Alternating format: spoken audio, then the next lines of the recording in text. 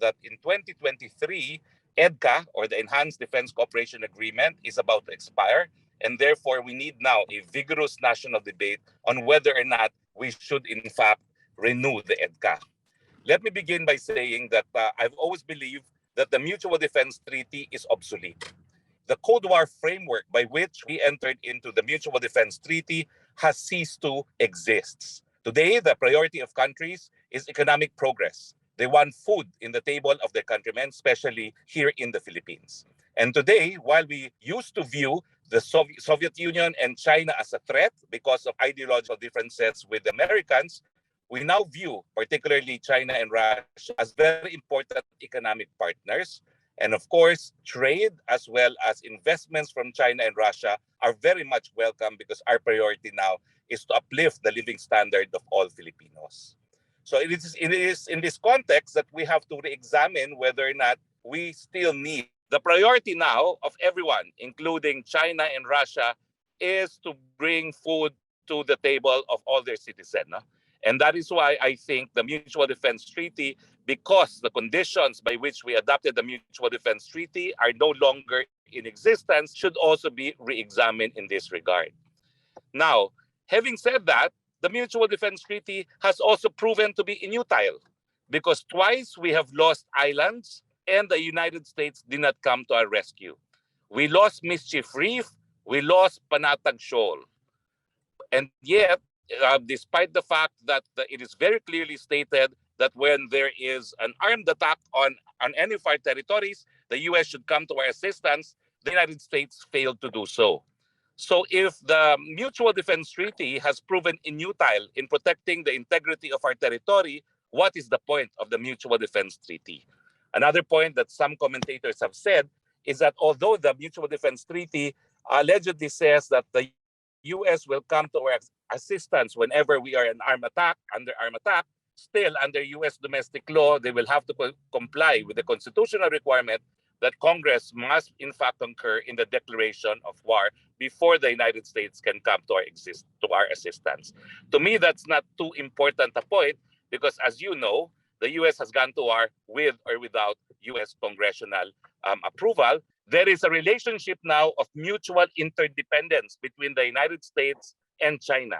They are the biggest investors and biggest creditors to one another. It will be foolish for US and China to engage in a conflict now because they are too interdependent on one another. They're the biggest creditors and biggest investors in each state, and I don't think it is to their interest to actually engage in a shooting war with one another. Having said that, the reality is there is now a competition because the United States does not want to accept the reality that China has become an economic power and will, of course, have increased influence in the area. So there is a refusal, for whatever reason, for the United States to admit that they now have to deal with China because in the past, when China was not an economic giant that it is, they simply ignored China and proceeded like China did not exist. I think the Americans would have to come to terms that China is now a competitor as far as economic power is concerned, and they have to recognize her and deal with her as such. So what is now the implication of the visit of Vice President Harris here in Manila? From the point of view of the president, I think he was right in saying it's not a big deal. Because although there is a conflict in the West Philippine Sea, still Harris said that she will only visit Palawan, which without a doubt is not disputed as forming part of Philippine territory.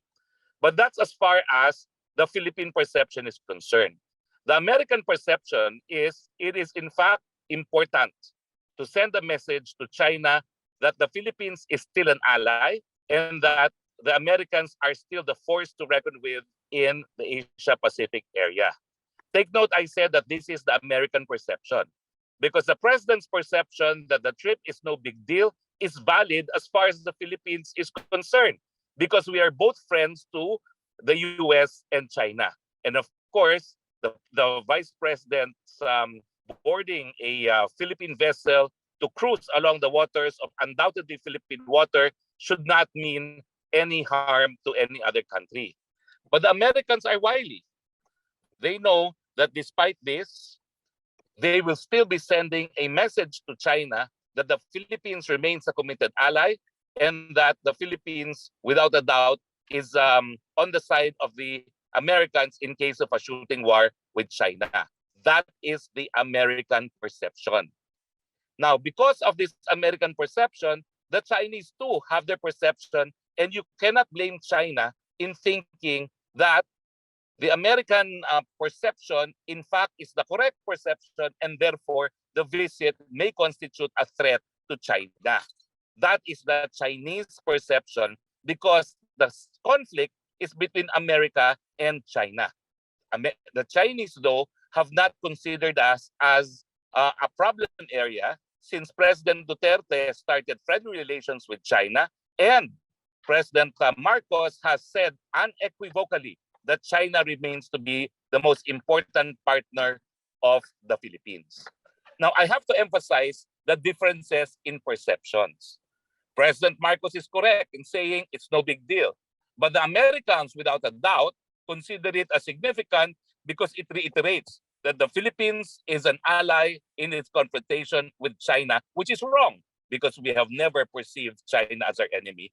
And I do not blame China also if she were to think that because the Americans' perception is that the Philippines is an ally in the confrontation with China, that they should beware.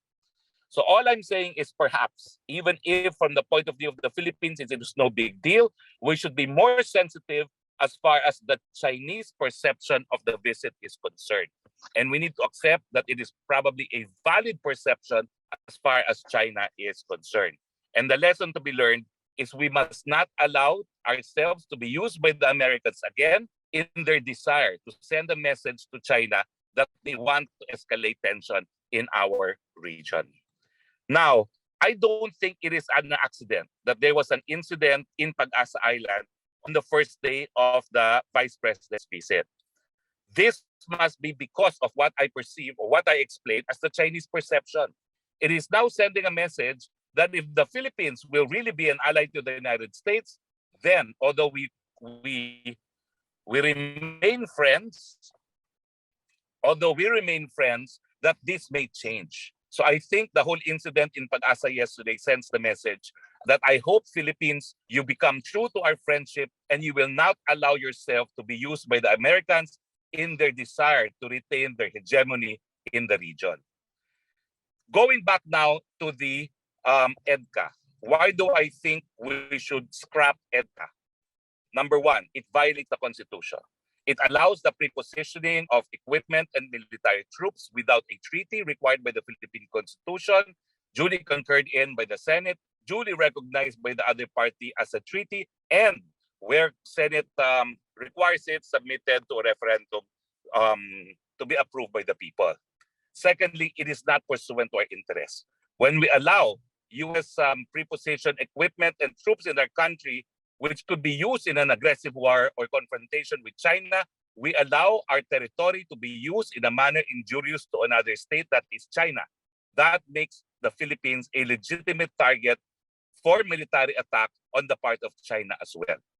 Unless it is our national interest to engage in war with China just because the Americans want to ensure the hegemony in the area, there is no utility to have the EDCA beyond 2023. Now, the reality is, if the president will scrap EDCA, if the president will scrap MDT, the president already has had personal knowledge of what the United States can do. They were spirited away from the Philippines in 1986 under the pretense that they were going to be brought to Ilocos.